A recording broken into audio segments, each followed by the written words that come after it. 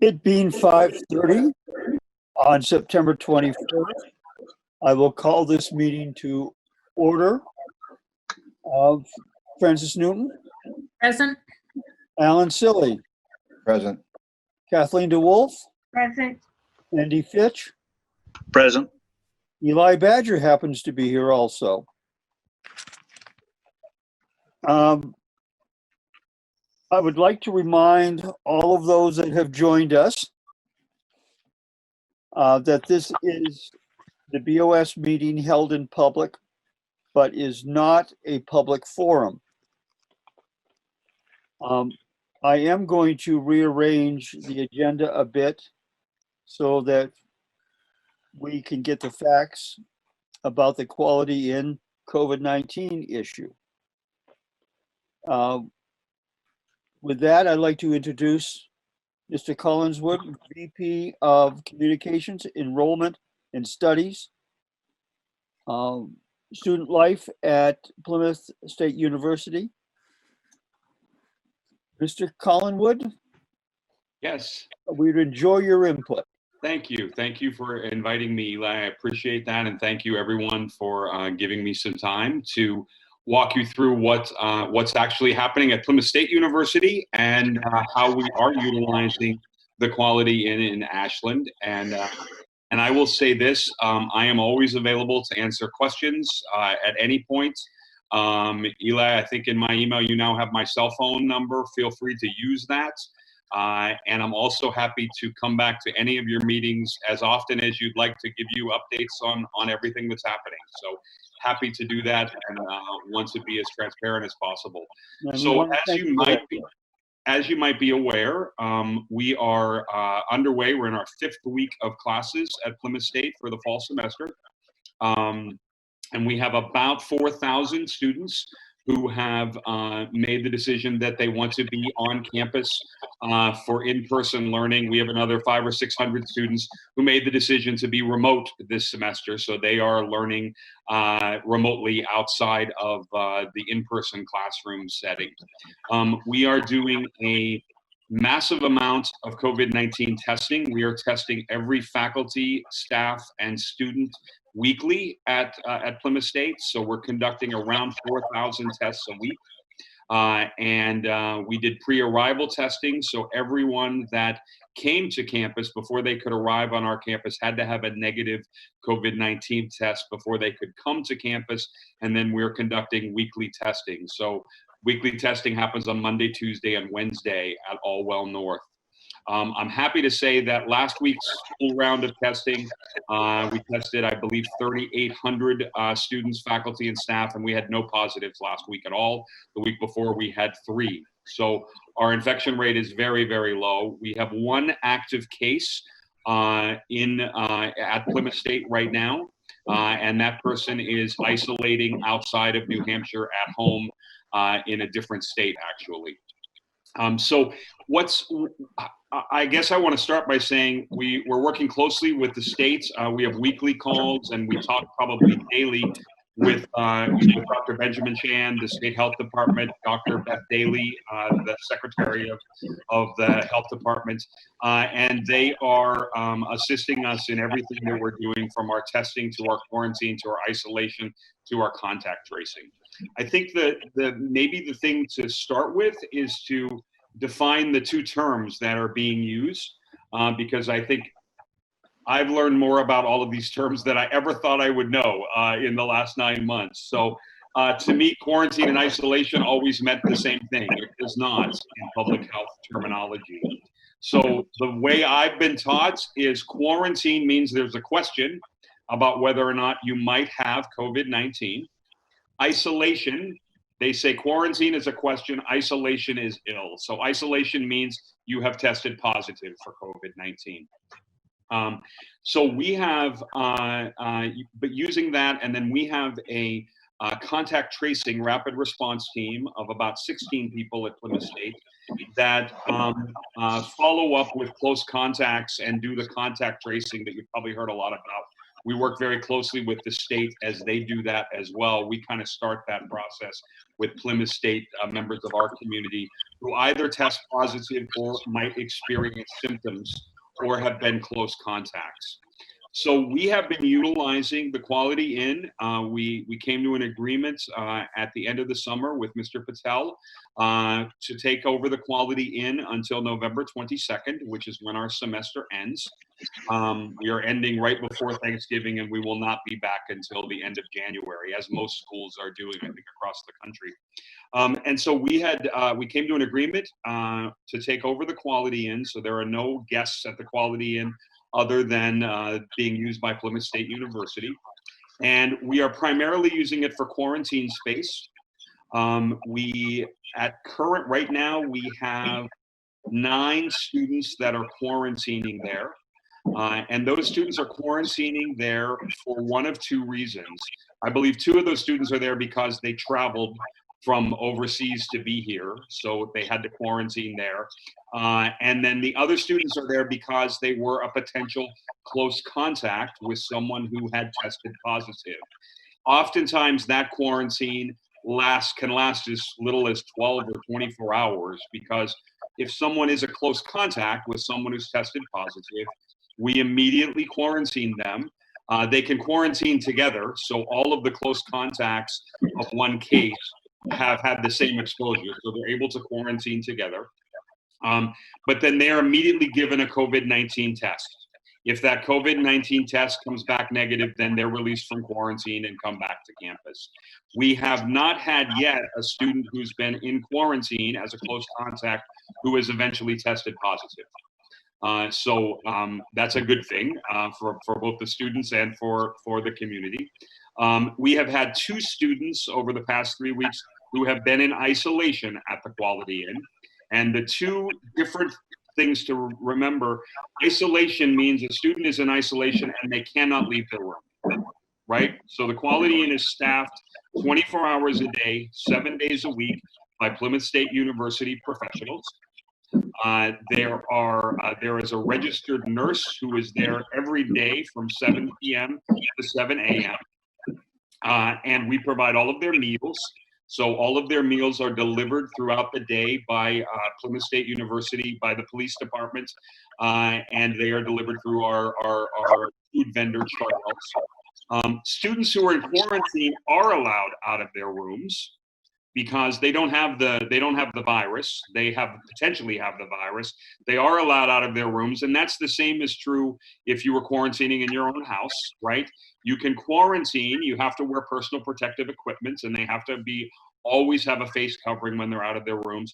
But they are also allowed to be outside, and we have allowed them to be outside within the property of the Quality Inn to get some fresh air, to sit in the Adirondack chairs, those kinds of things.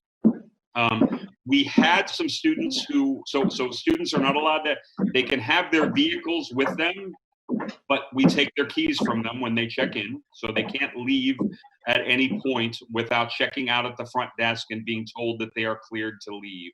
So for instance, we had a group of students who had been quarantining there this last week for about 25 hours, I think, and their test came back negative, and within 4 hours they were cleared and they were transported back to campus and moved back into their dorms. Starting next week, we will only be planning to use the Quality Inn for quarantine, not for isolation. So our plan is that we have another facility that we're going to be using for isolation that's in a different part of a different area, closer to Plymouth actually, that would be used for isolation. So starting next week, our plan is that we would only use the Quality Inn for those students who are, to use the public health term, presumptive positive, which means they've had access to someone. And a close contact is defined as being in close contact with an individual means you are within 6 feet of them, 6 feet or less space for 10 minutes or more, with or without a mask. So in most cases, the people that are being quarantined are roommates, are possibly students that might sit next to each other in a class. We don't have to quarantine a whole class because the whole class isn't within 6 feet of each other. That's one of the things that we did to put our classrooms at 50% capacity in many cases. So it would be a close group of friends perhaps.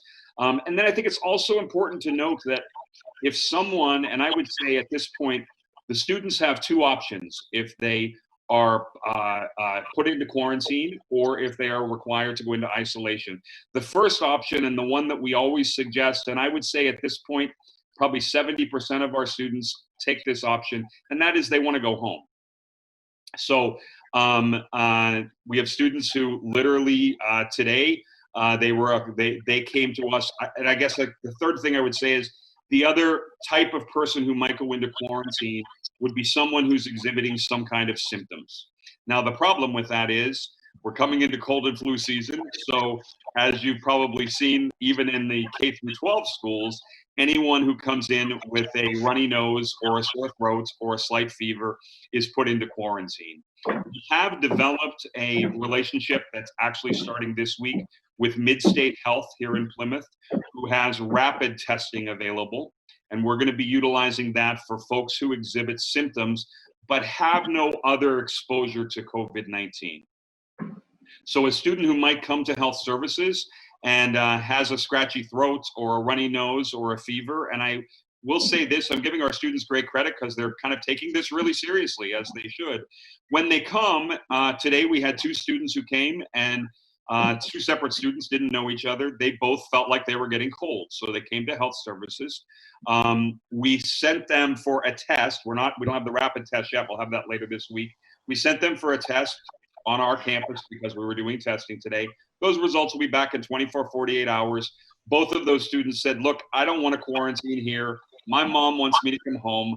I'm driving back to Salem, and the other drove back to Bow, and that's where they are until their test results come back. So I guess 3 things I would say about our use of the Quality Inn. One is it's 24-hour staffing. We provide them with all of their meals. We provide them with transportation to and from. If they drive their own cars, we follow them there. So they might want their car there, but then they turn in their keys so they can't leave.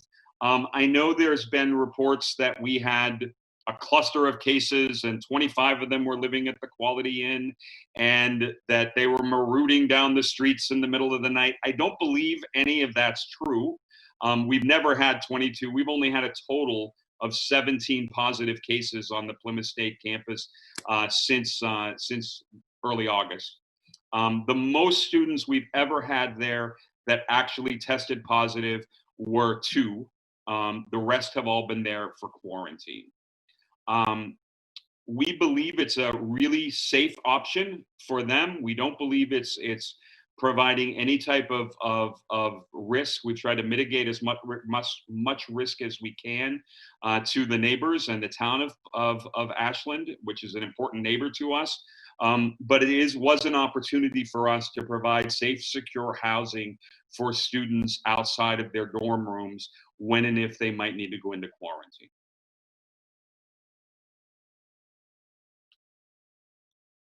And then the final thing I will say is and I'm happy to maybe send an email with the link. So every day at plymouth.edu, we post our daily updates on where we are with COVID-19.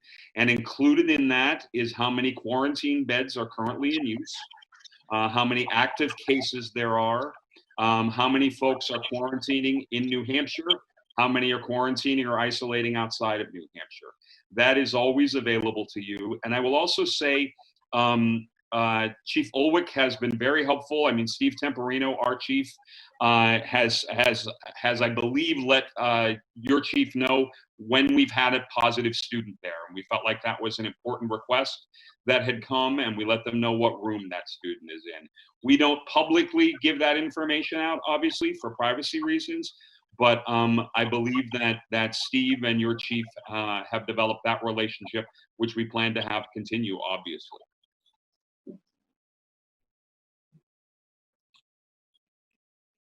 Okay, Fran? Yeah, quick question. Thank you for this update. This is very helpful. Are you using PCR testing or antigen testing, and how quickly do you get your results? So we are doing on campus, our full testing regimen is PCR testing. It is not the way back in your brain testing. It's the mid-nasal swab, but it's all done by medical professionals. So we have a team that's coming in. Stuart Ambulance is actually coming in and doing our testing for us. Those tests are sent down to the Quest lab, and we typically get those test results back beginning about 24 hours after the test is conducted. The rapid testing that's going to be done through with Midstate, Midstate was able to obtain 2 rapid PCR tests from the state of New Hampshire. And I think what's happening is, my understanding in the calls we do each week with the state health department, they're trying to place these machines, Fran, in various parts of the state, specifically for reasons for schools and colleges and universities. Those machines, and I can get you the name of them, I don't have them in front of me, but those machines are 100% accurate with negative test results, and about 94% accurate with positive test results. So it allows us to quickly eliminate COVID as the reason you have a runny nose or a fever. If someone would test positive with that, then what we would do is we would do a full PCR test to confirm that positivity. And those results from the rapid machine are back in 15 minutes. So the way that works is we would send a faculty, staff, or student to Midstate, and they would sit in their car, and Midstate comes out and does the test, and they wait there while the results are brought to them. And then our plan beginning hopefully next week is that Midstate will have another machine that they'll be able to have on campus at our health services for 2 or 3 hours each day, so that we can do that. As you can imagine, as we're coming into cold and flu season, and I think it's going to be true all over the country, and especially I think in K through 12 schools, there are going to be a lot of people who are going to exhibit the very same symptoms that are the symptoms of COVID, and in most cases, they're not going to be COVID. So I think it's great that the state is trying to help all of us eliminate that guesswork, at least in some way, with these rapid machines. 2 other things I'll say is, the week of October 1st, we are doing we can't mandate it, but we are strongly suggesting that all students, faculty, and staff get a flu shot. We are providing flu vaccines for all of our students and faculty and staff. Again, those will be administered the same time you're having your weekly test done. That's something that the state has really emphasized to us is very important. And I think it's probably being emphasized across the country that if you're comfortable getting a flu shot, it's going to be helpful, not just for you, but I think we're being told it's going to be very helpful for the healthcare system.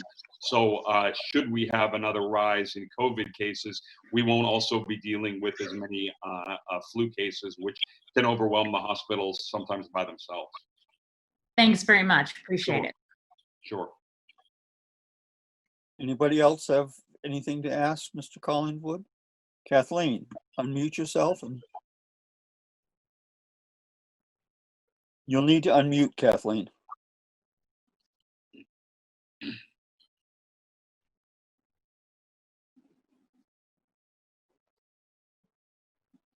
Kathleen, you need to unmute. I hear you. I lost you completely. Oh, I wasn't good. ignoring you. Well, I'm used to being ignored by women. With that, Mr. Carlin, thank you. That information was very helpful.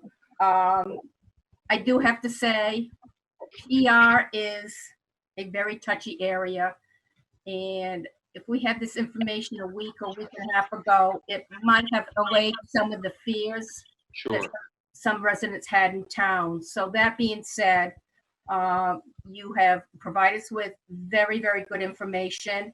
I would like to have an email or a link that we can provide residents. They can contact PSU directly. Yes. This is not a Board of Selectmen issue. No. So This Kathleen, is if I a private can, contract.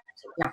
Yeah, so if I can, Kathleen, two things that I'll do is I'll send an email after this, and if Eli, if you can send me the best email addresses to use, or I could just use the ones from the website. Use I'll the send one you from the that. website.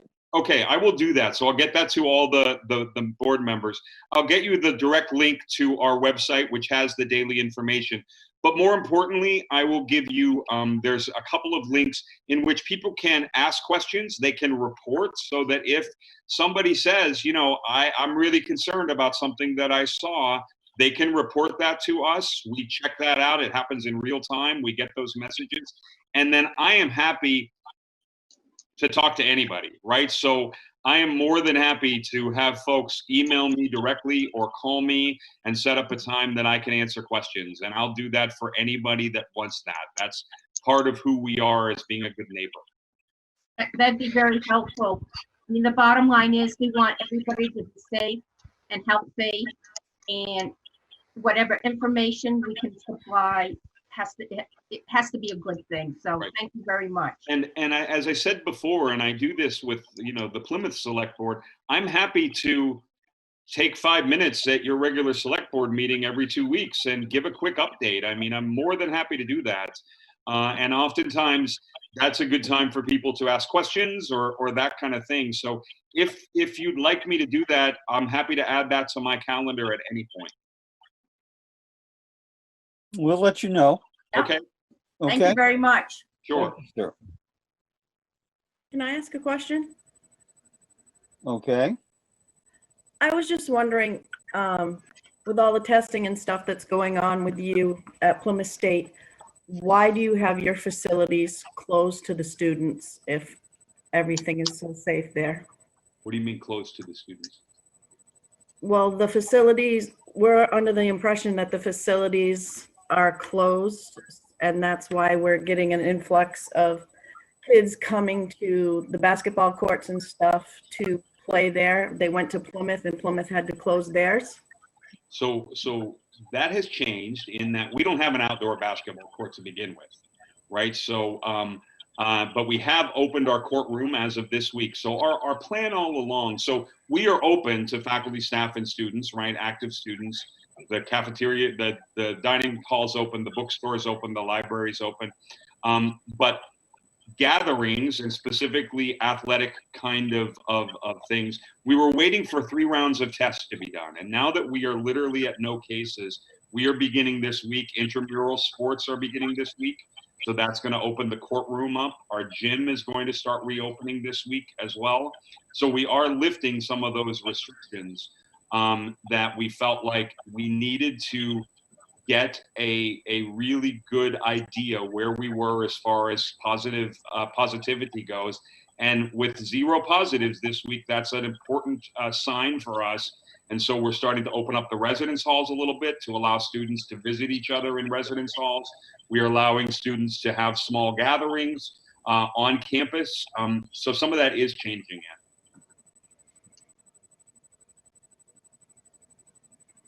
Any other Board of Selectmen want to speak to this? Did you raise your hand, Charlie? I did. Well, then we'll let you speak too. Well, Marlon, I don't understand your rationale about quarantine. If it means it's questionable, why would you let them leave? I mean, I think that We don't let them leave, but they can leave their room as long as they're masked, and that's pretty typical. Okay, because I mean, Isolation, they can't. Isolation, we know they're positive, so they have to stay in their room and cannot leave it. I mean, what I'm saying is quarantine, they're allowed to go down to Burger King in Irvine, right?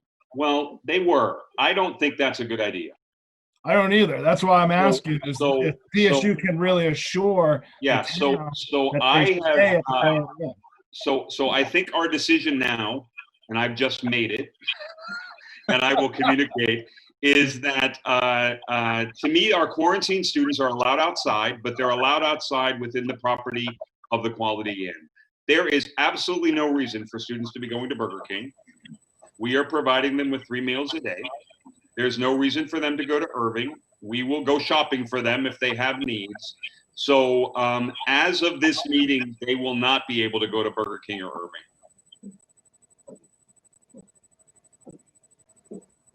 Thank you, Marlon. I think that eases a lot of folks' I concern. think so too, and I think it's the right thing for us to do. I don't believe there's any danger there, but perception is often as important as reality. So if that's something that I believe that the community is concerned about, I think we should respond, and I just did. And I will, when we hang up, I'm going to let the folks know that's the new rule. Okay. Any other questions from the Board of Selectmen? And the other thing I would just say is, and again, and Charlie, thank you for your email with the Zoom link this morning. You know, one of the things that I think is really important anytime, but right now, because there's so much kind of confusion and people are scared. And my feeling is, not just in Ashland, but all over the world, right? So my feeling is if we can give you facts, right? Or we can answer a question, we should do that. Because in most cases, I think once people understand what actually is happening or what did happen or didn't happen, it's much easier for them to all trust us all that we're doing the right things. So, Charlie, I'm always available via phone anytime. And my cell number, unfortunately, is on all the time.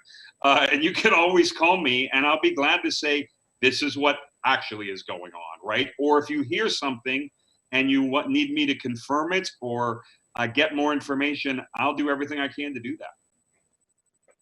that. Okay. Any other questions from the board? No, I thought that was very positive outreach on Mr. Collingwood's side. I feel more informed, but I still would like to be able to just punt every question to you that might be posed to me. And now you gave us permission to do that. So Yeah, thank you very exactly. much. So I may regret that, Kathleen. Yeah, But that's yes, you fine. may. That's Yes, fine. you may. I have a countdown on my phone till Thanksgiving, so it's about 81 days, I think now. So Well, Okay. your job's not easy, sir. So thank you. okay, so I'll send a follow-up email to all the emails that are on the website. Eli, you'll be back in touch, or Charlie, call me anytime. And Charlie, I don't know if it makes sense, but I'm happy because I do this with the town of Plymouth.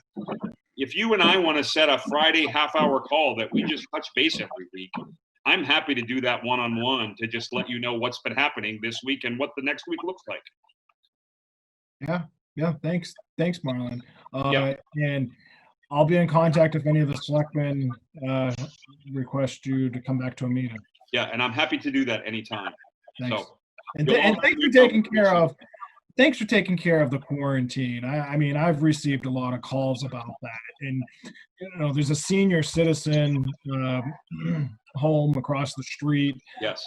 and there's the town. The people that I talked to were really concerned that wait, if they're quarantined, why are they being able to walk around? Right. But So that rule has changed. Great. Yeah. Thank you, sir. You're welcome. Thank you all for your time. I appreciate you inviting me. Thank you, Marlon. Thank you. Bye. Thank you. Charlie, does Chief Ulrich still want to talk to us? Oh, he's passing. He's passing except for Halloween? Yeah. Yeah. Okay. Ann, Well, I mean, he you're up next. Okay. Basically, I just want to know what you guys want to do with the park. I mean, are you guys comfortable enough to let Plymouth State kids come in and play? I think we ought to stick with this meeting itself. What? I'm sorry, I didn't catch it. Sorry, I have kind of an unstable connection where I am. I think we ought to stick with our decision that we made earlier. I mean, I feel listening to Mr. Collingwood, but that doesn't mean that we should open it up to all comers. We still have children are safe. And I know there's a lot of people out there, you know, we made the best decision we could based on what we know and looking out for the health and welfare of our school children. And I don't see any reason to change it. It's a short period of time, each for the same reasons to people who were not in Ashland. Sorry that upsets people. Decision based on sound things as far.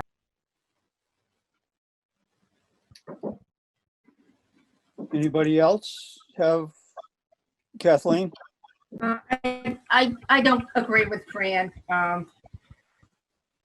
We made a good faith decision based on the information that was given to us.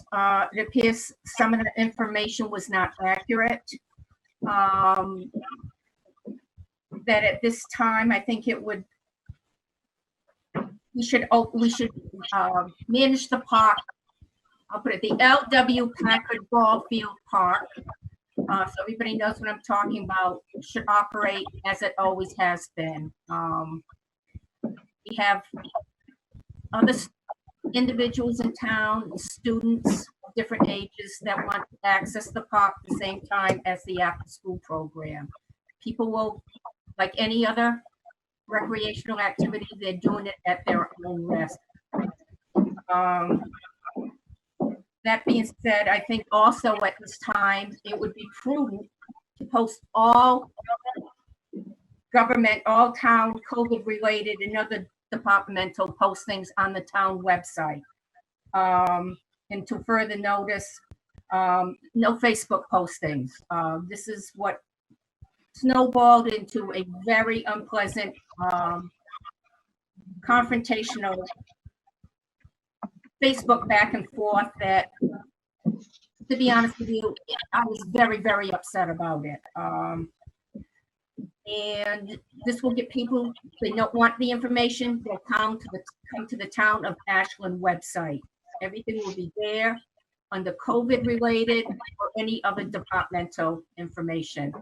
And also a reminder, and I'll ask Smith, that everybody, all employees, either access the social media policy that's on in the document page of the town website, or that Charlie provides it to them. They read it, review it, and sign it.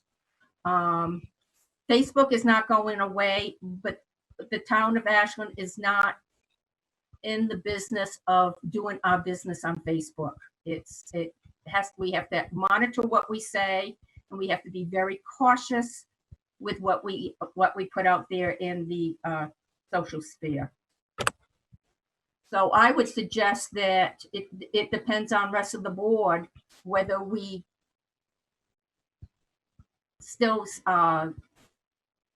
we consider opening up the park, or we continue the consensus vote we took of last week.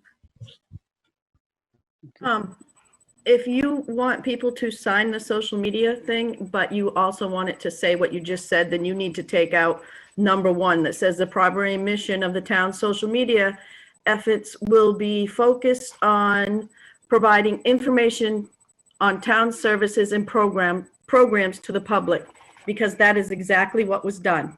Yes, but it's going to be done on the Town of Ashland website. Not what the social media policy says. So if you want me to sign it, you're going to have to change it.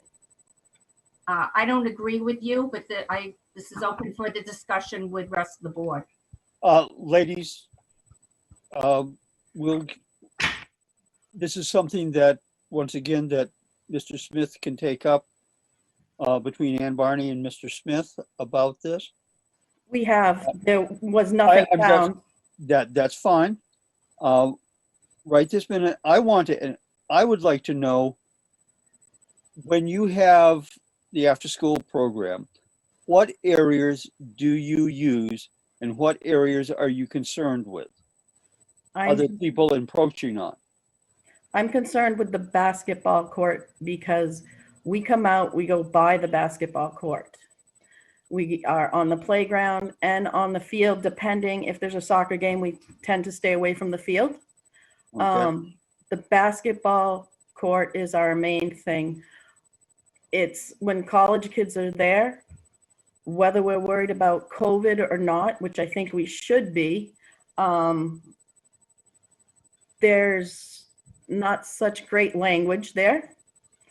They leave the place an absolute mess with stuff everywhere. I have people sending me pictures of water bottles and stuff all over the ground as soon as they leave.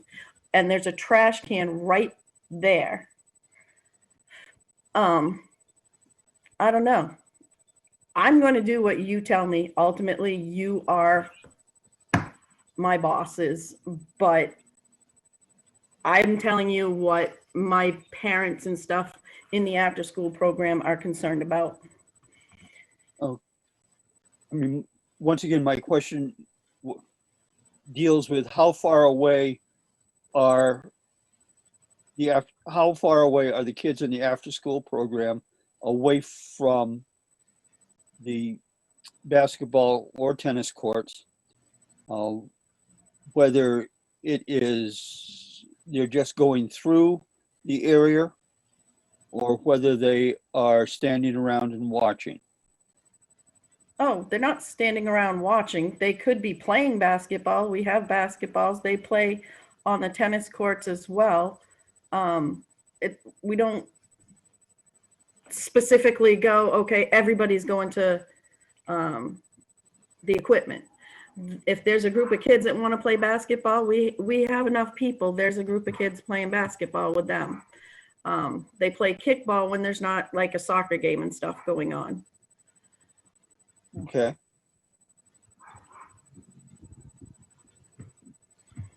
Alan, do you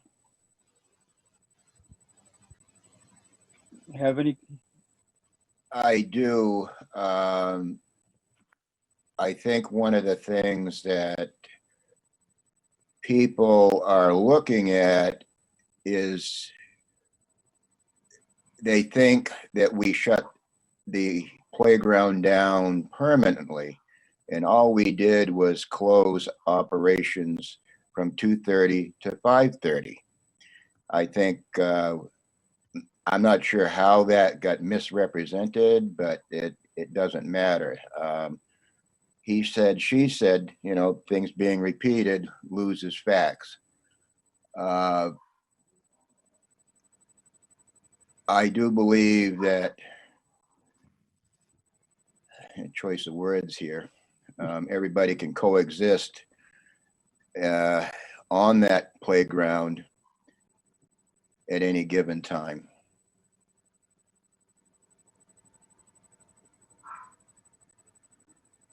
Okay. So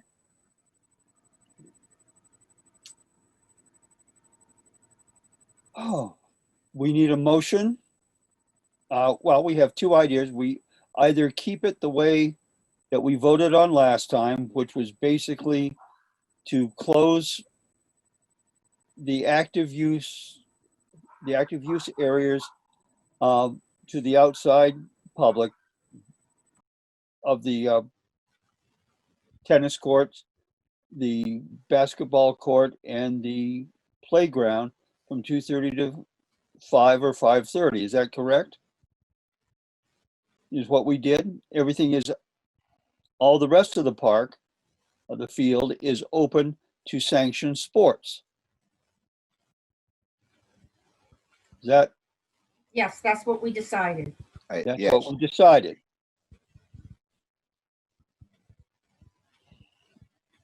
Do we want to reaffirm that? Or do we want to open up the park, the field to everyone at the same time again? Ms. Newton? Yes. Unmute yourself, Fran.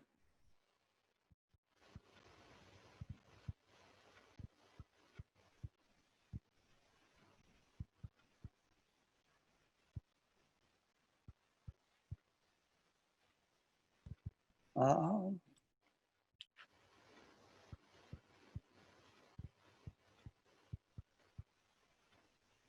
Okay,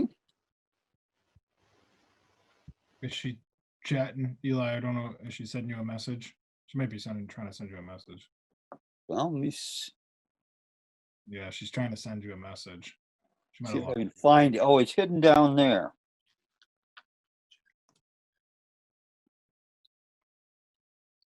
I don't see a message yet. Please ask everyone to mute if not speaking, of Oh course. gosh, what has she got?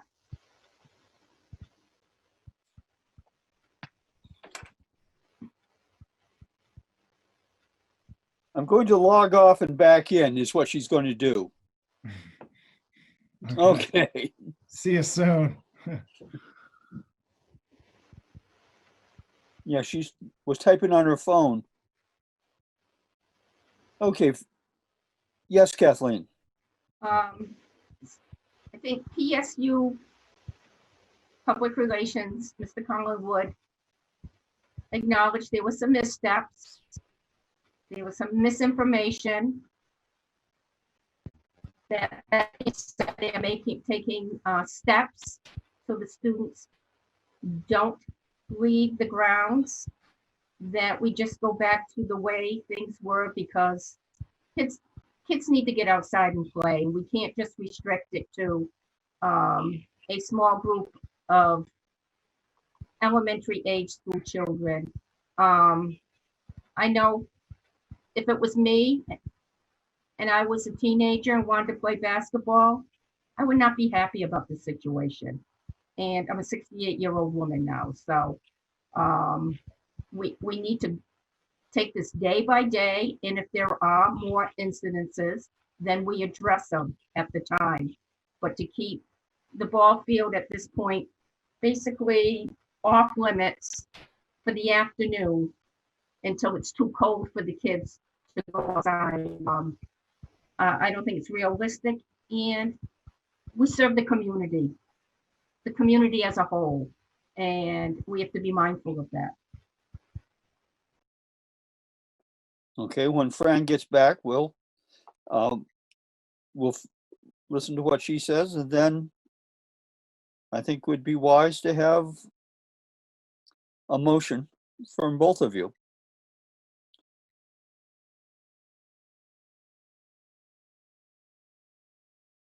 Is there a reason why you guys would not consider opening up to the town of Ashland only like we did for the ballpark? I mean, for the beach?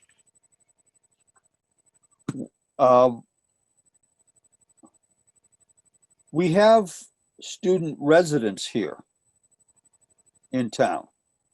We have college students who are residents. Okay, so if they can prove it, they can come to the ballpark, just like beach goers. I think you mean Eli, Can you hear me now? Yes, they're renters. Okay, sorry, my computer completely froze. I don't know what happened. okay. You may speak. Yes, Fran. Yes, Fran. So have a very poor connection. Is the tennis court a problem, Ann, or is it just the basketball court? Just basketball. So we can modify it to exclude the basketball court and the playground. Are the kids well? I believe some of the issues were parents whose children were in the after-school program that enjoyed the new playground equipment and felt it was unfair that they couldn't access it, that it was the priority of the after-school program only. Again, you know, you can't please all the people all the time, and I'm sorry this got blown way out of proportion.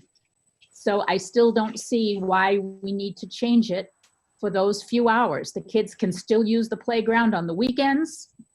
If it's the basketball court only in the playground, then we can leave the tennis courts open for use. To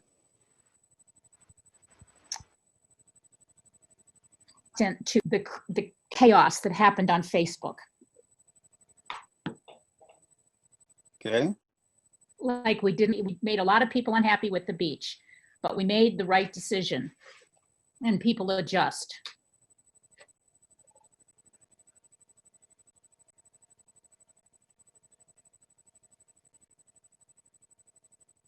So again, did anybody come up with a reason why we couldn't open it up to residents?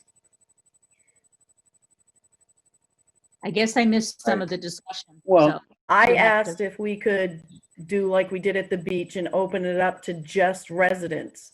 Then if there truly are Ashland kids that want to go down there and play, they would be able to.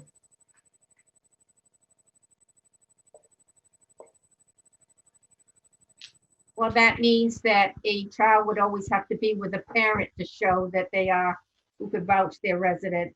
Or as Eli pointed out, we could have renters here that are PSU students. And, or simply older, older than high school. yeah.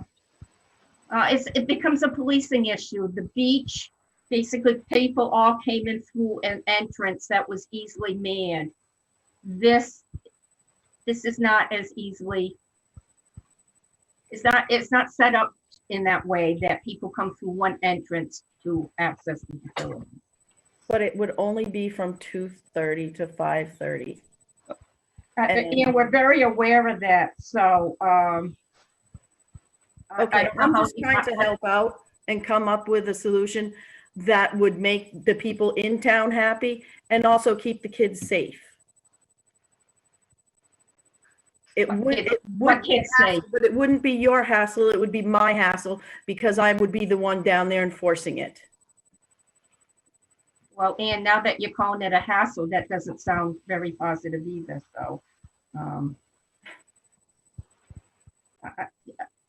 Everybody wants to be safe. We can't ensure everybody's safety. I've expressed my opinions. We have other board members. Quite frankly, I see issues with both ways of doing things. If we say residents only, for 2.5 hours, someone has to regulate the ball field.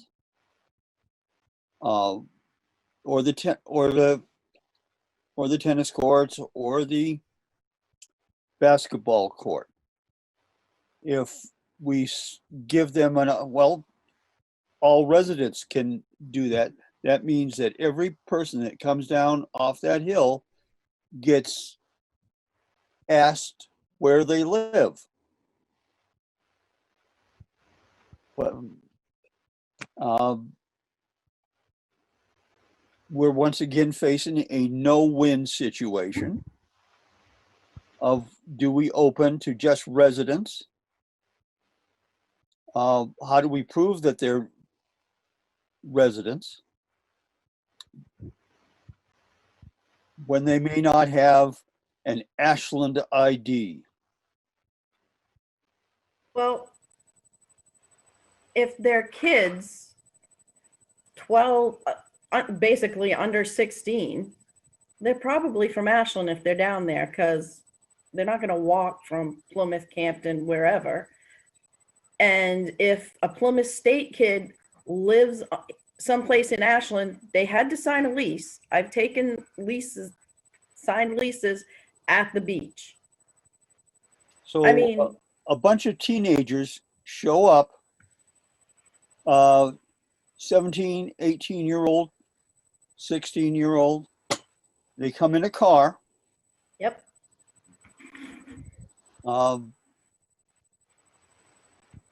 They got a You're gonna be driver's outside- license that tells where they're from. You're going to be outside all the time. If there's a problem, I'll make it so that I'm out there all the time.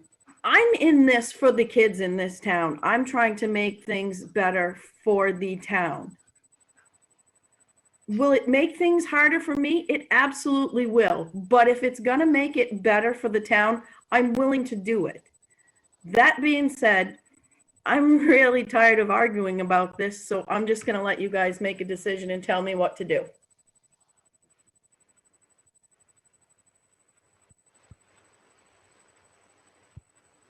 Okay. We have two proposals. One includes leaving it the way it is. We could modify each of the proposals with residents only.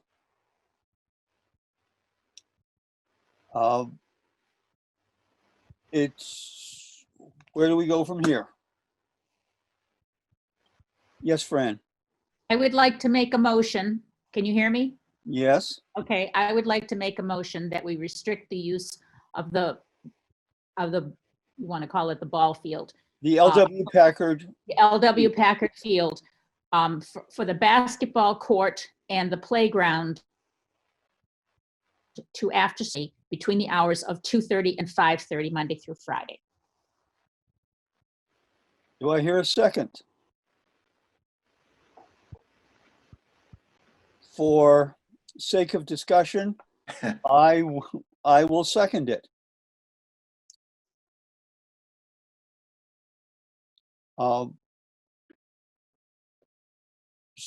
Is there any further discussion on this? What, would you repeat what you said, Fran? I would like to, we restrict the use of the LW Packard basketball court and playground to the after-school program from 2:30 to 5:30, Monday through Friday. For the time. Okay. It's been moved and seconded. Mr. Silly, Aye. Ms. DeWolf, Nay. Ms. Newton, Aye. Mr. Badger says aye. How about Andy? What? Oh, Andy, you get to vote. Unmute yourself and vote. Andy Fitch says,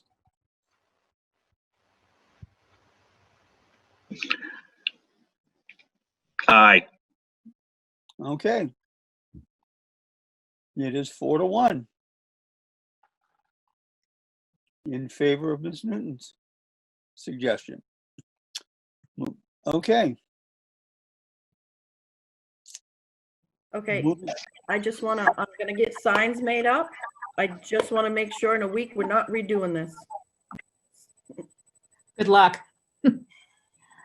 Again, there'll be a lot of, but we've made a decision and, you know, we need to understand that we made it for what I consider reasons for the health and well-being of our towns, of our children, for a short period of time and very difficult circumstances.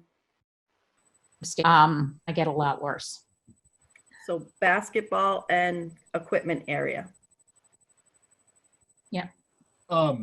I got a question. though. What's equipment area? Playground. Uh, Yes, Charlie. well, about this vote, is there a time frame? I mean, and maybe you can clarify how long is the after-school program?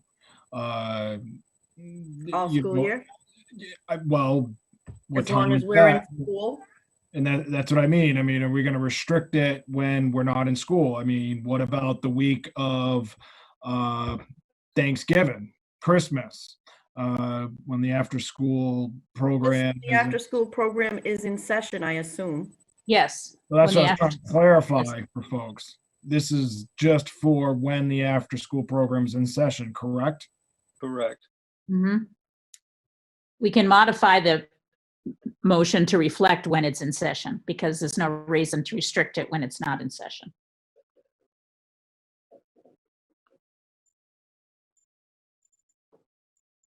Posted. Do I hear a second for the motion to, I'll just put it in. Yeah, just. okay, that's fine.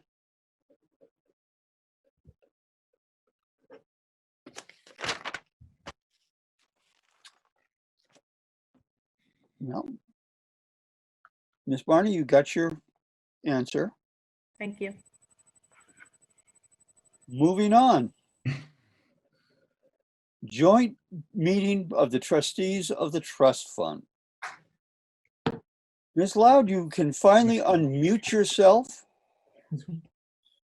Thank you, as can Dave Toth and Walter Durak.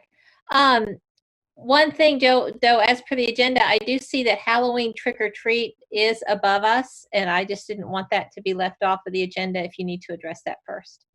I mentioned this earlier, and apparently Mr. Smith and Chief Olick decided that the chief didn't want to talk tonight. Okay. Well, great. Well, I sent everyone information information packs about what we're going to talk about. We have two things, as I stated in my email to you all, that we want to discuss. I think I'm going to start with the smaller one and then hand everything over to Dave Toth, who will talk about the other topic, which is going to take a little longer. The first concern that we, trustees of the trust fund, have is we have two trusts, and I sent you copies of the most recent statements I have of them, the Cremingsbury as well as the Green Grove Cemetery Trust. There's two trusts that were established, as far as the paperwork we have from the state tells us, they were established for perpetual care of graves. And I also included in my paperwork the information that the state has given us on those, which is all I found. I found no information anywhere in any other records except from what I received from the state. We have no information on Cremingsbury. However, I went and found the tombstones, and there are some grave sites there. Rumor had it that they were surrounded by a wall that needed to be maintained. That is not true. There's no wall around them. But they are in very good condition. I do want to stress that. Everything I saw was in extremely good condition. And then we have the paperwork for the Green Grove Cemetery Trust, which only has information on about 5 different plots, and those are all in excellent condition, I would like to add. I went and found them. I was able to find, I think, 3 of the 5. The other 2 we couldn't find. Gilly couldn't even find them. We had the map going, everything. We drove all through the cemetery. The point of our concern as trustees of the trust funds is that we have these 2 trusts. Cremingsbury has about 5,800 in it, and Green Grove Cemetery has about 18,000 in it. And there has been, as far as we can tell, going back in historical activity, no activity on these. The cemetery isn't asking for any perpetual care funding. We have very little paperwork to support them. And herein lies the rub. The voters of Ashland many years ago voted to privatize Green Grove Cemetery. So why we are baffled as to why we, trustees of the trust funds of Ashland, are still maintaining these 2 trusts that go to a now privatized cemetery. And what we are asking the Board of Selectmen to do is to ask legal counsel for the town, because I don't think this is a decision that either one of us has the authority or the ability to make. If you could ask legal counsel if we could hand over to the Green Grove Cemetery these 2 trusts.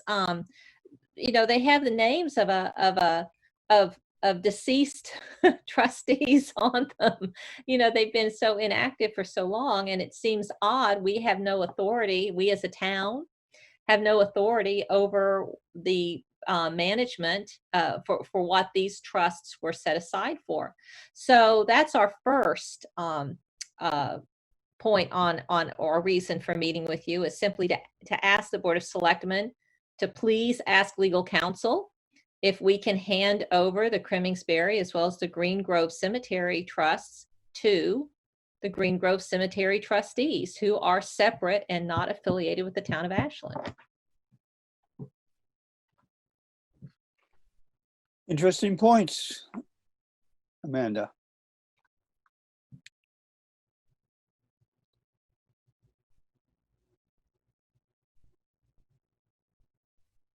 Charlie? Kathleen's waving her hand. Oh, yes, Kathleen. I think the trustees, it would be helpful if they put this into a formalized query that we can then send on to legal. Have exactly what you're requesting. Well, I believe that might have been in the paperwork that I sent to the BOS. I certainly had it in the email that accompanied all of the documents. So whether or not that email was forwarded to you all as part of it, I mean, it's no big deal. I have the email, I'll just resend it. But I had that as one of our points in the email. Yes, Charlie? It came through as pages, and not everyone has I map. I fixed that and turned it into a PDF. And furthermore, what came through as pages was actually a listing that had to do with the gifts and the management thereof in the past history. It had nothing to do with the cemetery issues. The cemetery issues, I sent all that paperwork, and those were all Word docs, as well as, again, an email that prefaced the concerns. And if you need me to resend that email, I can certainly do that. I'll just send it to everyone on the BOS.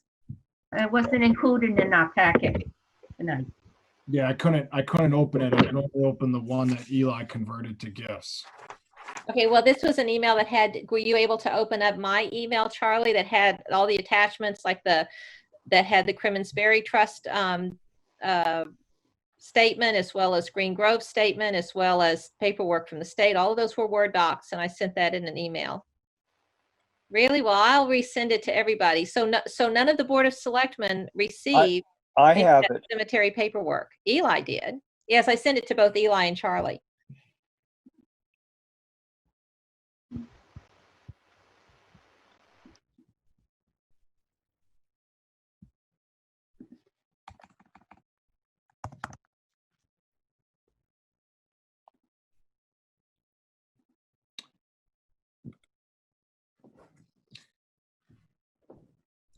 Amanda, have you guys also reached out to the Attorney General's office about how to handle these charitable trusts? Which Instead of ones? us going to legal counsel, I don't know. I'm asking if you guys went there first. Well, we have certainly been at the Attorney General's office regarding Scribner. We have not formally gone to the Attorney General's, the cemetery. I went to Attorney General simply trying to find paperwork on Green Grove and Crimmins-Berry. They had no paperwork on Crimmins-Berry. As far as Green Grove went, they had what I forwarded to you all, which was 5 index cards with people's names on it and date of death, literally. But I would think the charitable division of the Attorney General's office would give you better legal advice as to how to handle these funds than legal counsel. Possibly. Well, there would be a form of legal counsel. I think about what you said there, Charlie. However, the problem herein lies the problem that the Green Grove Cemetery is not a municipal cemetery. It has been privatized. And therefore, we're kind of talking apples and oranges. We have charitable trusts that are set aside for perpetual care. However, we are no longer affiliated. The town is no longer formally affiliated with that cemetery. So I would be more than happy to send an email to Tom Donovan. I have a funny feeling that I'm going to be forwarding you his reply, which is going to say the town is going to have to ask counsel about this. But I'd be glad to. I know that was his reply for Scribner.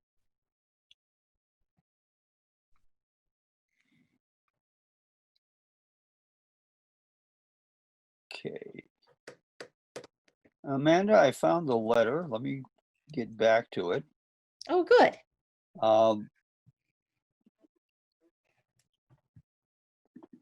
Let me make sure I get the right one this time.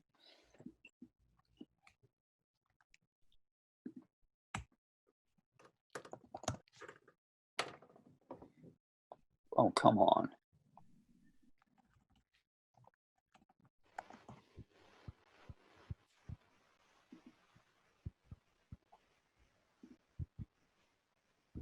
What the email that I have says, attached is the paperwork for the TOTF appearance before the BOS on September 21st. Dave Toth will be sending to Eli a PowerPoint, which Dave will present. The attached documents will give the BOS some background to digest before the meeting. In addition to discussing the management of gifts and funds, the trustees will ask the BOS to forward it to legal. A proposal to hand over the two cemetery funds, the Green Yep. Grove and Cremingsbury Trust, to the Green Grove Cemetery trustees. And then I will speak more to this when you're there. So that's what the email said. Mm-hmm. Well, it said a little bit more. It said the town of Ashland voted to privatize the cemetery many years ago, and it only seems logical that the cemetery trust should be handed over to those trustees. I will speak more to this on September 21st. Okay. So the proposal to send this to legal needs to come from the Board of Selectmen. My email, so our proposal is to, to hand over the two cemetery funds to the Green Grove Cemetery trustees.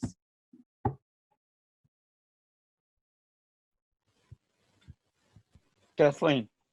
I shared with Amanda and Walter that in about April, May of 2016, my late husband, who was the chairman of the Board of Selectmen at the time, was also very curious about how this came to be and how it was managed. Sadly, he passed away before he found any answers. But it is a curious setup. By statute, every town must have a municipal cemetery. But in the case of Ashland, it's been privatized. So it's a quasi municipal cemetery. It's a municipal cemetery managed by a private entity. So I don't believe the Attorney General can give that type of legal advice, how to explain the disconnect. I know that when I have asked the Attorney General for information on this, and to be fair, I was only asking for information on these two trusts because, you may remember about 4 or 5 months ago, what the heck is Cremingsbury? I was asking everyone I could find in the town hall. We didn't even know it. I didn't even know it was connected to a grave site. But at any rate, the Attorney General's office had absolutely nothing to give us other than these index cards that had to go with Green Grove and to say we have no information for Cremingsbury. Yes, Alan. My question is a point of information. Has the Green Grove Cemetery trustees been asked if they want this money to be given to them? I know that there's been some discussion with Rusty Cross, and that my understanding is he has forwarded this information to the Green Grove Cemetery trustees. Quite honestly, Mr. Silly, if you could give us the names of any of the Green Grove Cemetery trustees, that would help us because we don't know anyone to contact beyond Rusty Cross. Do you know any of them? I do, but is it a secret?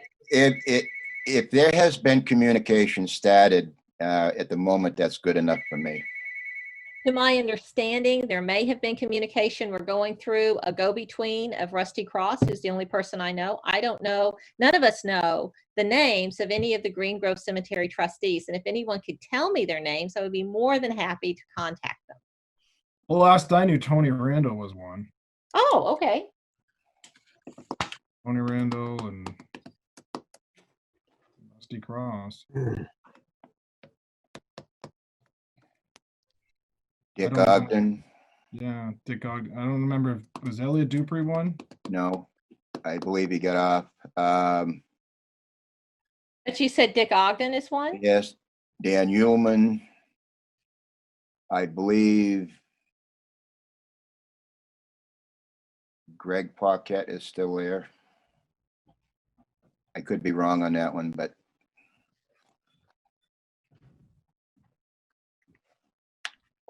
well, this is very helpful. These are more names than I had previously.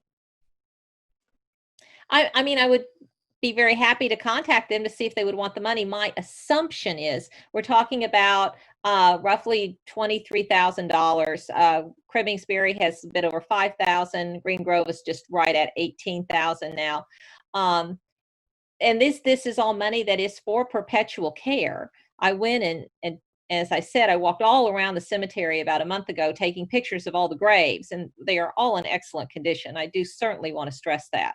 But I was able to find most of the graves. I think there were 2 that were on the Green Grove paperwork provided by the state that simply we couldn't find. Gilly didn't know about them, and he's the caretaker of the cemetery who was there. He knows just about where everything is, of course.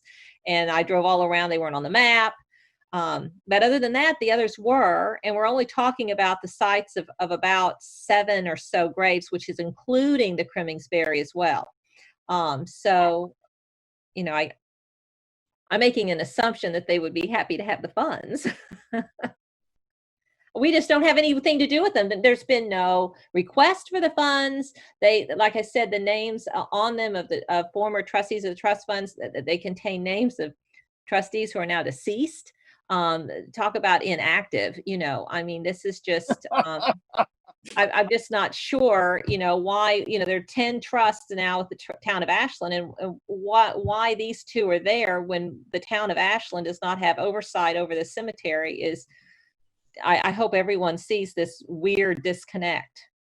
I thought we talked in the past, Amanda, that those were for specific lots that were. They are for, that's exactly what I just said, Charlie. They were for specific lots, and that's why I went and toured the cemetery, and I found Cremingsbury, took pictures of it. I could show them to you, and I was able to find, as I said, the graves there. That I think the state information listed about 5, and I was able to find 3 of the 5. The other 2 simply don't exist. I don't know where they are. They may have been in Green Grove at some time, but they have very dates like 1926. I mean, they're not from the 80s. Yeah. But at any rate, that's just what I said, Charlie, that they are for perpetual care. And I found the 2 graves, and I took pictures of all of the graves for our own records as trustees. And then my question now to you is, why are we having these 2 trusts, which aren't even really being managed, or not being utilized? We don't even have the ability to spend it because we don't have the purview of the cemetery. There you go. We don't even have the ability to spend it because we don't have purview of the cemetery. And so now we, as trustees of the trust funds, are asking the Board of Selectmen, once again, if they would please petition legal counsel to find out if we can hand this money over to the trustees of the Green Grove Cemetery, which is also where the Cremingsbury graves are, because they are perpetual care funds for those graves.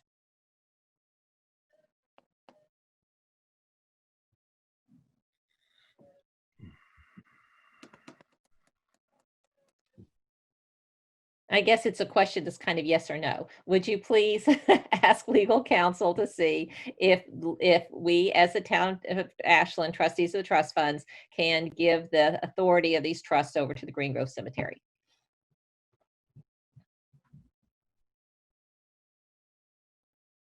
I think there's a question, Eli. Kathleen has a Yes, question. Kathleen. May I suggest that, okay, let me backtrack.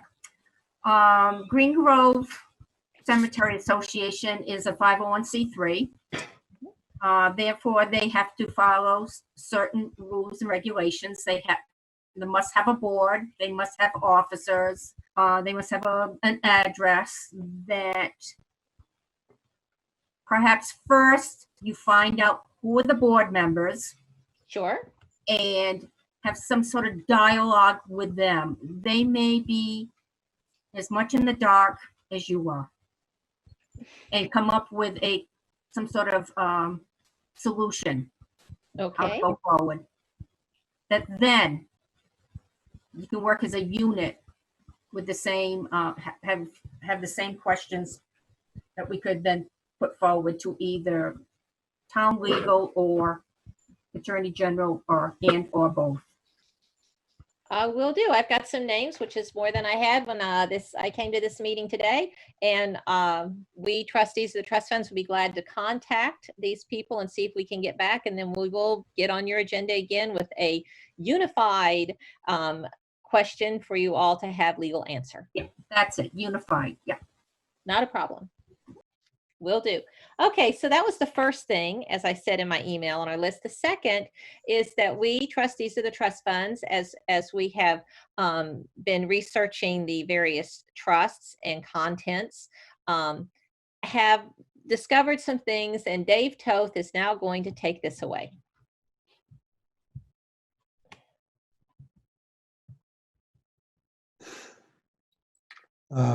Eli, can you share the presentation with everyone?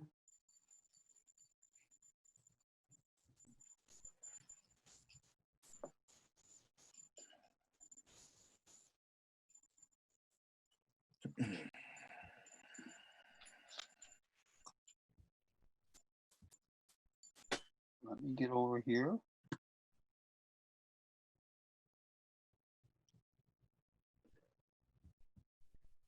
Okay, Dave.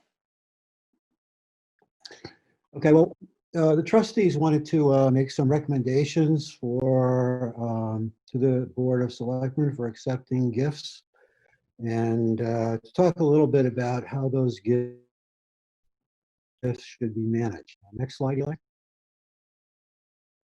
Our purpose for the presentation is just simply to recommend some criteria to establish clear lines of communication,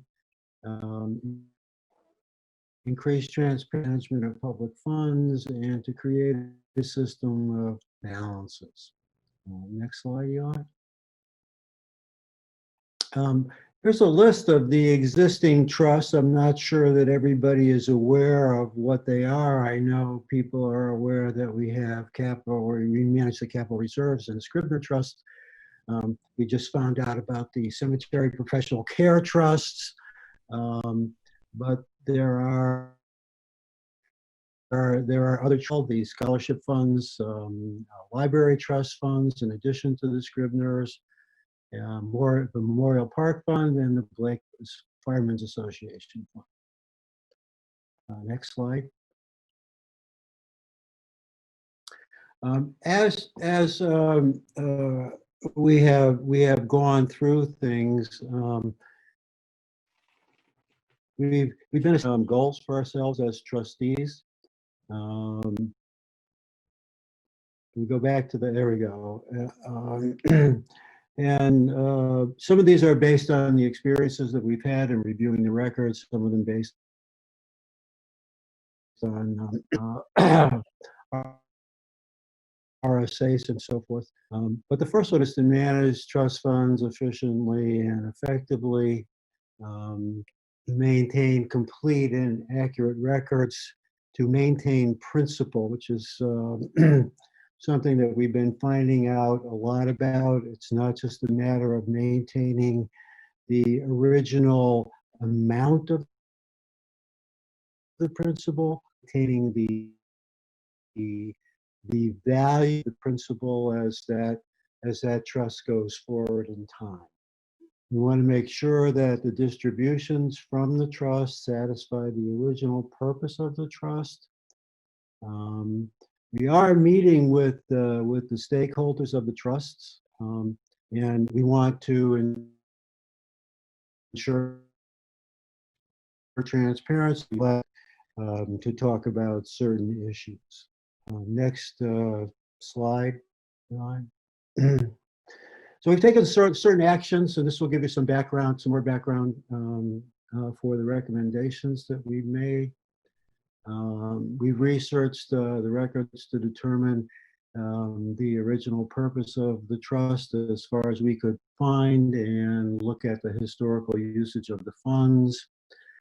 We've developed a new strategy for investment, which I will talk about a little bit more about on the next slide. We feel that we will probably have to limit use of some of the funds in order to maintain the existing principle. Next slide. This is the these are additions we've made to our investment policy. Here. I've lost my place, of course.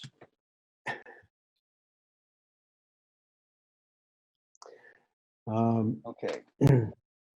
Okay, next slide. Yes. There we go. Okay, so the three areas that we've to we've added a section on recommended asset allocations, funds, and I'm not going to go into the percentages, but they're there for you to look at. We've established criteria for maintaining principal, and part of that has to do with spending no more than 3% of the value of any trust in a given year, and or no more than the income generated for that trust for a given year.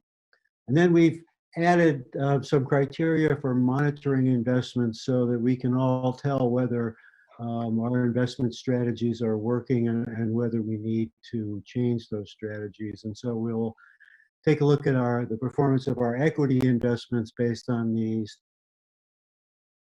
Standard & Poor's 500, and look at the equity return plus the income in cash, and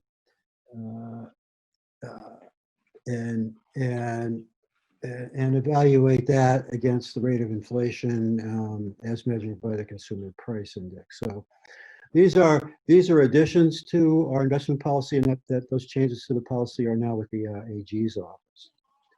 So after we've looked at all of this, recommendations for the board, and some things that the things in yellow are recommendations that the board might consider. The things in green are the things that recommendations that we might do together, and the rest of them are things that we might do to make the process more transparent on our end. The first thing to do when we accept gifts, I think, is or when the board accepts gifts, is make sure the intent and conditions of the gift are clearly stated and well defined. We know that hasn't always been the case, and that creates problems, especially in administering the gift and developing investment strategies. Evaluate the short-term and long-term impact of the gift on taxpayers and town departments. Now, this obviously doesn't refer to every gift because some gifts are very simple. But if we have gifts that are more complex, I'm thinking of in the Scribner's gift, for example, or there was a proposal a few years back to a snack shack down at the ballpark. Those have longer term consequences for the town taxpayers and the town departments that need to maintain those structures.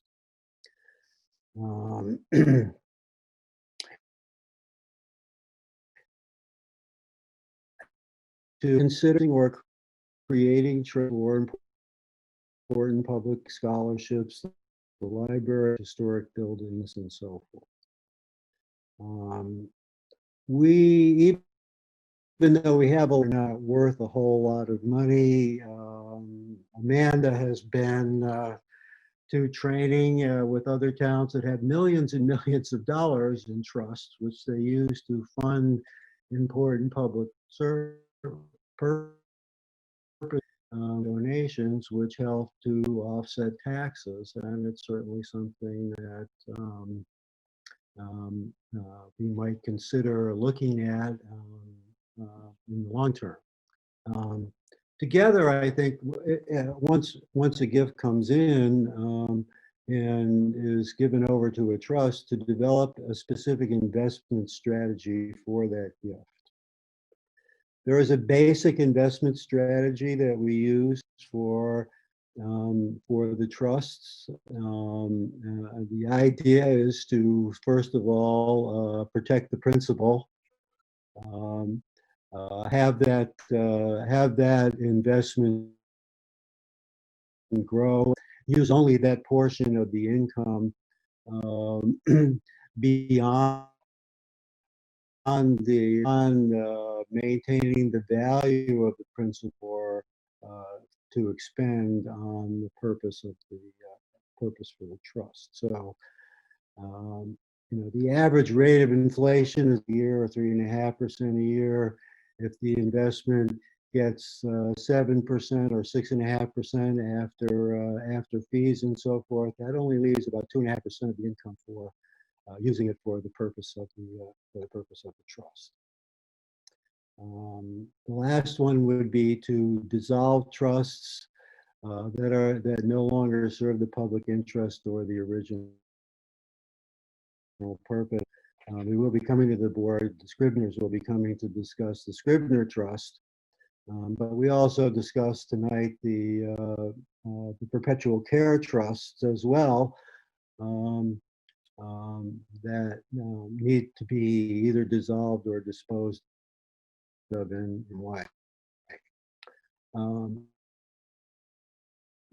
The trustees of the trust fund need to manage and monitor the policy when the trust fund is accepted, or when the gift is accepted, and if we need to change that investment strategy, then we need to do it with the board, and not only on our own. Eli, can you go back to the last slide?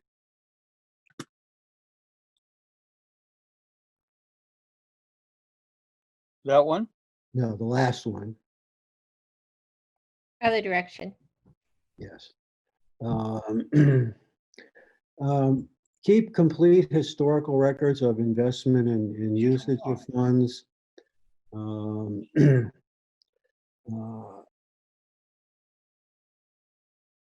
We have talked about digitizing our records and keeping digital records of all things, all transactions and so forth going forward, and we will be doing that.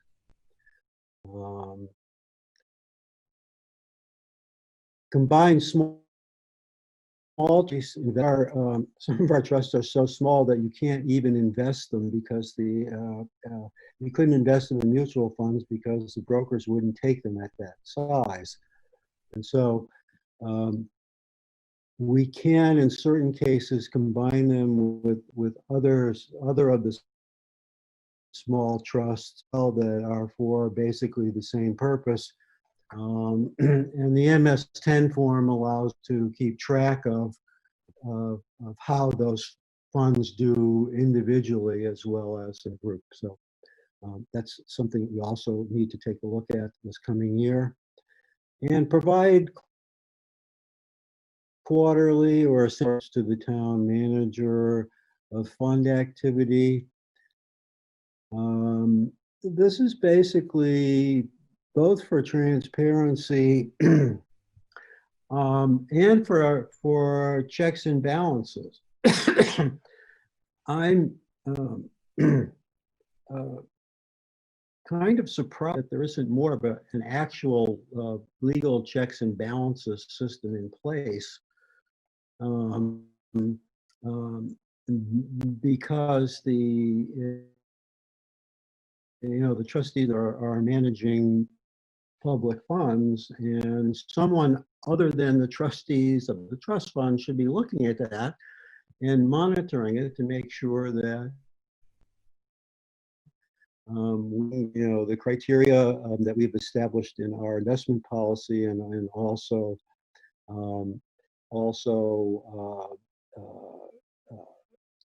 sticking to the original investment strategy that we have developed with the Board of Select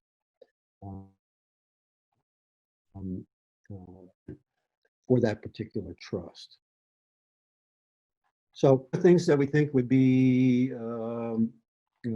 helpful both for both selectmen, the trustees of the trust fund, and for the town as a whole.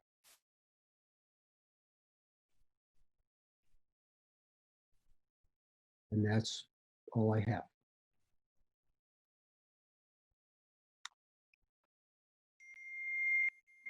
Okay. Thank you, David. That was very informational. Because these elected officials can be change every 3 years.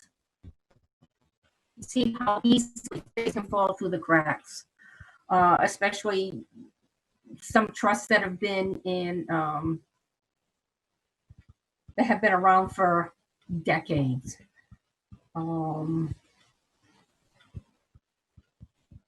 We have to be more diligent with the oversight of these gifts to the town and the public's money.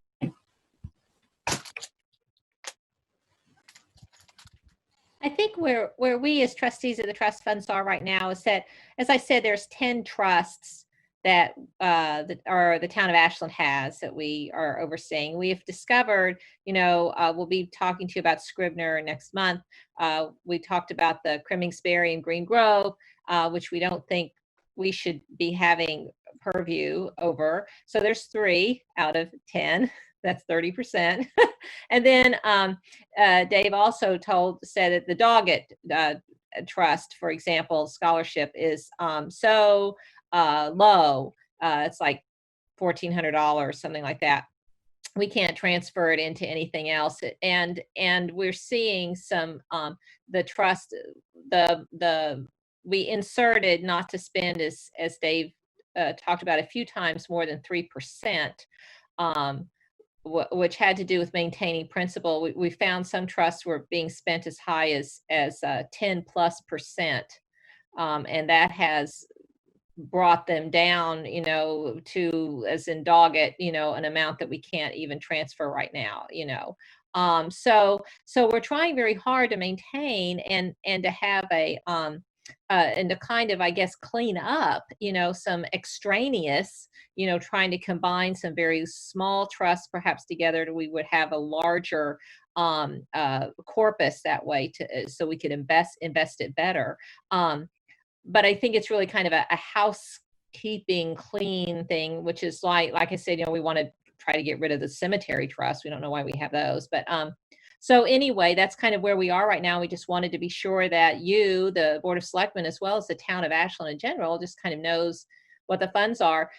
The one thing that going forward that Dave noted on his PowerPoint as points, and I just want to enforce or highlight again, is this idea of establishing various trusts within the town. Dave had that as one of his points, like for a historical or library or whatever other, playground, whatever element there is in the town, rather than that having something already established that people can give into in future years through their wills or through while they're still alive, rather than kind of reinventing the wheel. And then we end up with all these trusts, some of which have so little money in them that we really can't do much with, that if we could kind of have the Blake Fireman's Fund's a wonderful example. You could give more money to that, for example, or you could, give more money to Addison Scholarship Fund or something like that, because I think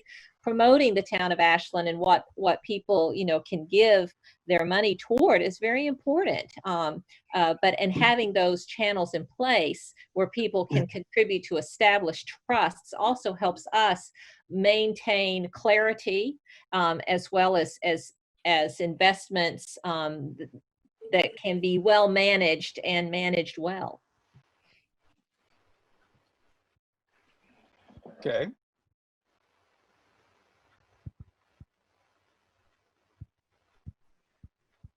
There's been a pause.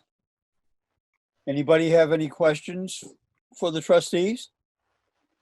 No, once again, I'm going to thank them for the work they've done. This is illuminating. I venture to guess that none of us gave much thought to these in the past, or if we did, just a glancing thought.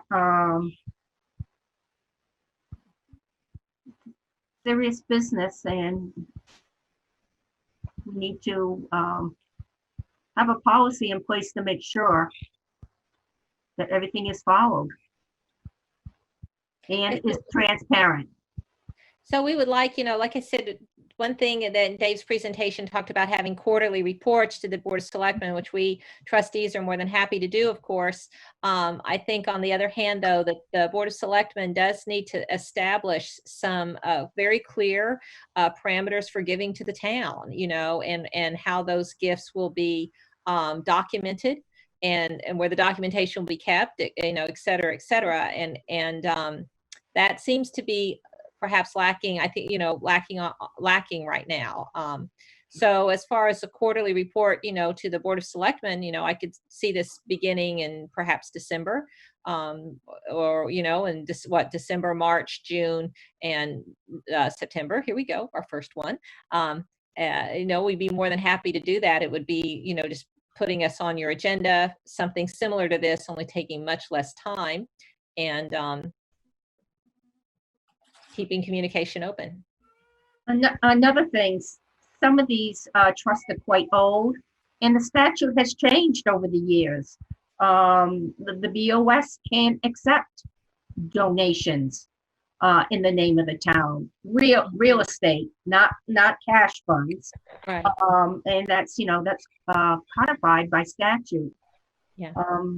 Back in the Scribner's time, that wasn't a law. Everything had to be accepted by the legislative body. Right.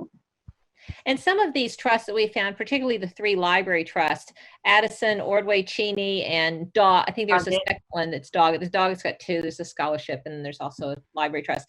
Anyway, we researched these through the Attorney General's office and found out that, again, as Dave Toth said, with the exception of the Addison Trust, the other 2, I believe there's 2 doggets. One is a scholarship and the other is library. I'm talking about the library, and the scholarship's bad too.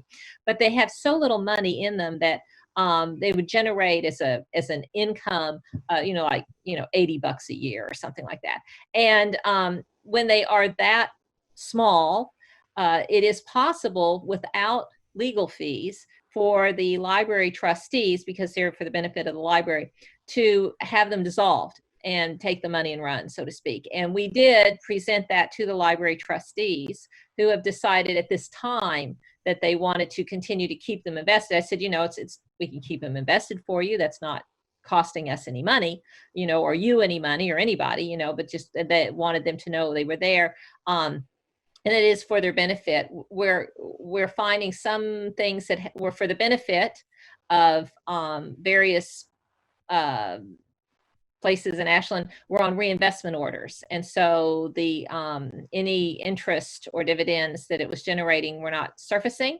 However, I did want to make very clear that, you know, as I said, some of it would have been about $80 a year, because there just wasn't a high value. And then that speaks again to being able possibly to consolidate some of these that are very low. Then the training I went to, you know, towns, and it wasn't Manchester. They were small towns.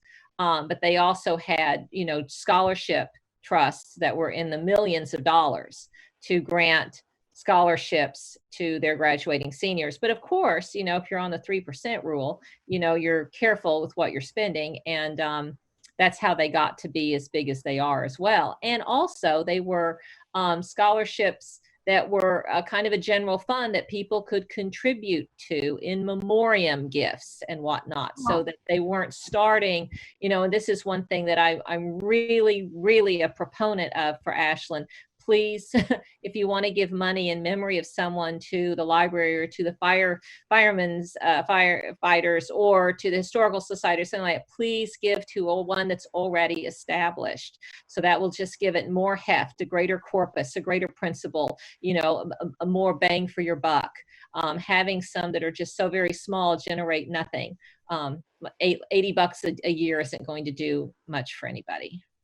Not in this day and age. Not in this day and age. So I think that getting the word out, advertising, so to speak, what the various avenues of giving are within Ashland is very important, especially for the scholarship funds and those that benefit the Firefighters Association as well as the library. I think it's very, very important. Got the Memorial Park Fund as well. And then that has to do with kind of cleaning up and consolidating and trying to get the avenues very clear that exist. Okay.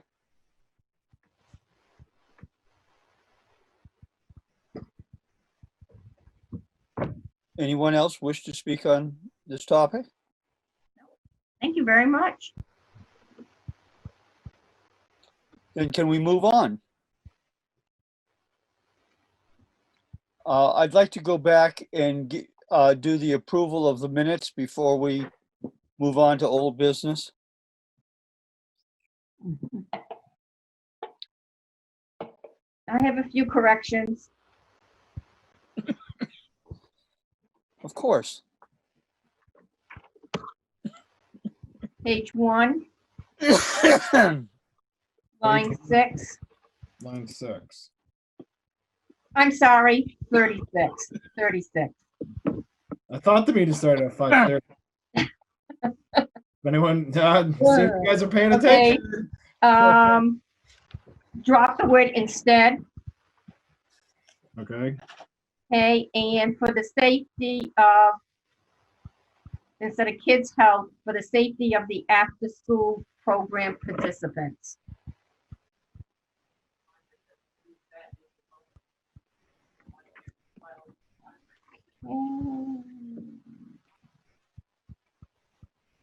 And on page 2, line 43, this is about the New Hampshire Preservation Alliance. The consensus of the board was to allow the event to take place with the input of the chief of police and director of DPW. And those are my corrections.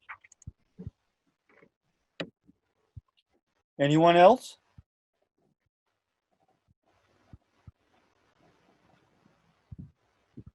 Make a motion to approve the minutes as amended. Do I hear a second? I'll second that. Any other further discussion? Hearing none. Kathleen DeWolf, Aye. Francis Newton, Aye. Andy Fitch. I will abstain. Okay. Alan Silly, Aye. Eli Badger says aye. Moving on. We are now, any old business, Charlie? No select board items? You want to go now? What? Chief of Police wants to talk about Halloween. Oh, now he wants to talk. I Okay. had nothing. I had nothing that Mr. Collingham didn't already say about the COVID stuff in the town, so I didn't feel it was necessary to kind of chime in when he kind of covered it all. But in terms of, I told you guys that we were having a safety committee meeting at the elementary school last Friday, and I brought up the Halloween parade, and the decision was made. They came to a decision to, they decided that they were going to present it to the school board, that they didn't feel it was a good idea to have the parade. It was a long conversation. We kind of tried to come up with as many different variations of it as we could, but everything pointed to just that it wouldn't be a good idea, and there was no real legitimate, safe way of doing it. So it was a unanimous kind of decision at that meeting to not have the school parade for Halloween. But they're still going to present it to the school board to make a final decision on that. In terms, with that being said, in terms of what we want to do in town, in terms of promoting or advertising for trick-or-treat hours, I don't really know what the right answer is. I know Plymouth has canceled their downtown event for their trick-or-treating downtown. They've gone as far as to cancel their Christmas parade already. Bristol is still up in the air trying to figure out what they're going to do about their downtown trick-or-treating. I don't know if I fear that if we encourage it, we're opening ourselves up to some problems. I also think that if we encourage it and other towns don't do it, we're going to have a very large influx of people in town, again, from all over the place, and that may present a problem down the road and open up the possibility of more of a spread of this thing than we'd like to see. It breaks my heart, but I think we have to do it. I mean, I think we have to cancel it. I mean, I know how special this is to the kids. Like I said, it breaks my heart, but we are in very tough times.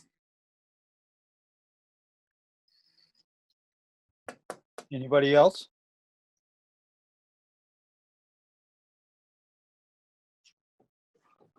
I did respond to the chief that whatever the school decided, I believe the town should mirror. Absolutely.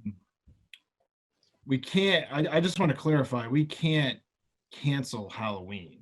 No, No, we just we're not don't, canceling. we just We don't just can't have authorize events. Kids are on their own. Parents are on their own. That, yeah, Yes. yeah. Just want to clarify for the public that, There will be no town-sponsored Halloween events. There you go. That's it. That's the language. I will note that Kelly, the principal, made a note that I mean, she's been at the school for quite a long time, and that they have never canceled. They've had to reschedule one because of weather, but they've never canceled it. Yeah. And she noted that to prove that this is a very difficult decision to make for them. And it was, like I said, there was a lot of back and forth trying to figure out what the best course of action was and if there was any other option. I think it would be hard to sponsor or encourage this kind of event. For the public, though, I mean, if people choose to go out and trick or treating, I would just say that kind of the universal, if you want to participate as a homeowner and give out candy, if you turn your outside lights on or you're present outside if the weather's good, and hand out candy that way. And obviously to people participating, going door to door, be mindful of that. And if people are have their lights off or they say they don't want to participate, obviously do the best you can to respect that and move on.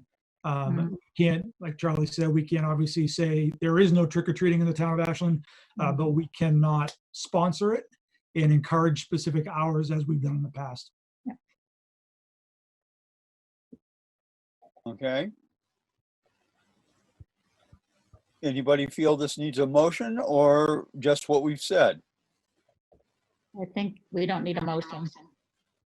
The consensus of the board is that we will not sponsor any Halloween festivities this year. And we support the school and the police and the safety people that have discussed this. I just, Right. Is that everybody's feeling on the board? Yes. Andy? Yes. Yes. You have our viewpoint, Chief? Thank you. Okay. Any other select board items, sir? I have a non-public session for the selectmen. Ah, yes. The non-public session.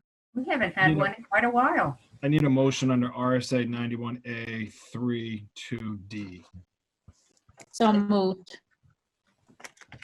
And what is that for? That is for consideration of the acquisition, sale, or lease of a real or personal property, which, if discussed in public, would likely benefit a party or parties whose interests are adverse to those of the general community. Thank you. Now, do I hear a motion to go into non-public? I need I made the motion. a second.